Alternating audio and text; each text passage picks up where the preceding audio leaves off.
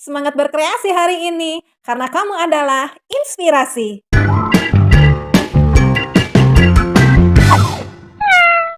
Ini adalah kolase seri cerita rakyat yang pertama, yaitu Legenda Tangkuban Perahu. Objek wisata Gunung Tangkuban Perahu berada di Kabupaten Bandung, Jawa Barat. Tidak hanya memiliki pemandangan yang cantik, gunung ini cukup melegenda dengan cerita rakyatnya, terutama di kalangan masyarakat Sunda. Rujukan tertulis mengenai legenda ini ada pada naskah Bujangga Manik yang ditulis pada daun lontar berasal dari akhir abad ke-15. Beginilah kisahnya. Awal cerita, di Kayangan ada dewa-dewi yang berbuat kesalahan dan dikutuk oleh Sang Hyang Tunggal turun ke bumi dalam wujud hewan. Sang dewi berubah menjadi babi hutan bernama Wayung Hyang, sedangkan sang dewa berubah menjadi anjing bernama Situmang. Suatu ketika, seorang raja bernama Sungging Perbangkara di tengah hutan membuang air seni yang tertampung dalam daun keladi. Kemudian datang seekor babi hutan, yaitu Wayung Hyang yang sedang kehausan, meminum air seni sang raja. Secara ajaib, Wayung Hyang hamil dan melahirkan bayi yang cantik. Raja membawa bayi cantik tersebut ke keraton dan memberinya nama Dayang Sumbi. Dayang Sumbi tumbuh menjadi gadis yang cantik jelita sehingga banyak pangeran yang ingin meminangnya.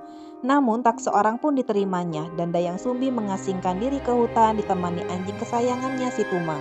Suatu hari ketika Dayang Sumbi sedang menenun, alat tenunnya jatuh. Kemudian Dayang Sumbi berkata, "Siapapun yang mengambil alat tenun itu, bila laki-laki akan dijadikan suami, bila perempuan akan dijadikan saudara." Ternyata, Situmanglah yang mengambilkan alat tenun itu. Dayang Sumbi memenuhi sumpahnya dan menjadikan anjing itu sebagai suaminya. Dayang Sumbi pun melahirkan anak laki-laki yang diberi nama Sangkuriang. Seiring berjalan waktu, Sangkuriang beranjak remaja dan ibunya memintanya untuk memburu rusa. Sangkuriang pun pergi ke hutan ditemani oleh Situmang tanpa tahu itu adalah ayahnya. Setelah lama menunggu dan tidak ada seekor rusa pun yang terlihat, Sangkuriang melihat seekor babi hutan dan menyuruh Situmang mengejar babi hutan tersebut yang ternyata adalah Wayung Hyang. Situmang enggan menjalankan perintah dan membuat Sangkuriang kesal. Sangkuriang melepaskan anak panah dan membunuh Situmang kemudian mengambil hatinya. Sangkuriang pulang dan menyerahkan hati tersebut ke ibunya. Dayang Sumbi memasak dan memakannya. Setelah ia mengetahui yang ia makan adalah hati Situmang, Dayang Sumbi marah kepada Sangkuriang, kemudian memukul putranya itu dengan centong nasi sehingga kepalanya terluka. Sangkuriang akhirnya meninggalkan rumah dan mengembara. Setelah sekian lama, Sangkuriang tumbuh menjadi lelaki dewasa yang kuat dan sakti. Tanpa sadar ia berjalan kembali sampai ke tempat Dayang Sumbi berada.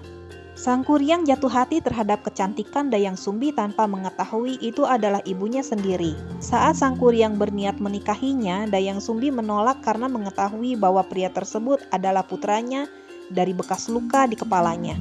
Walau demikian, Sangkuriang tetap memaksa untuk menikahinya. Maka Dayang Sumbi mengajukan syarat pinangan yang tidak mungkin dipenuhi Sangkuriang. Dayang Sumbi meminta Sangkuriang membuat perahu dan telaga dalam waktu semalam dengan membendung aliran sungai Citarum.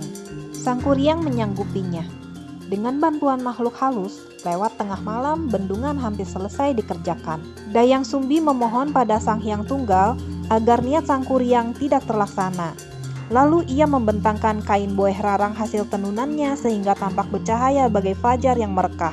Para makhluk halus ketakutan karena mengira hari mulai pagi, lalu lari menghilang. Dengan demikian, pembuatan bendungan tidak terselesaikan. Karena gagal memenuhi syarat Dayang Sumbi, Sangkuriang menjadi gusar. Ditendangnya perahu yang telah dibuatnya dan jatuh menangkuk menjadi Gunung Tangkuban Perahu. Demikianlah asal-usul terjadinya Gunung Tangkuban Perahu menurut cerita rakyat. Sekian video hari ini, terima kasih udah nonton, sampai ketemu lagi.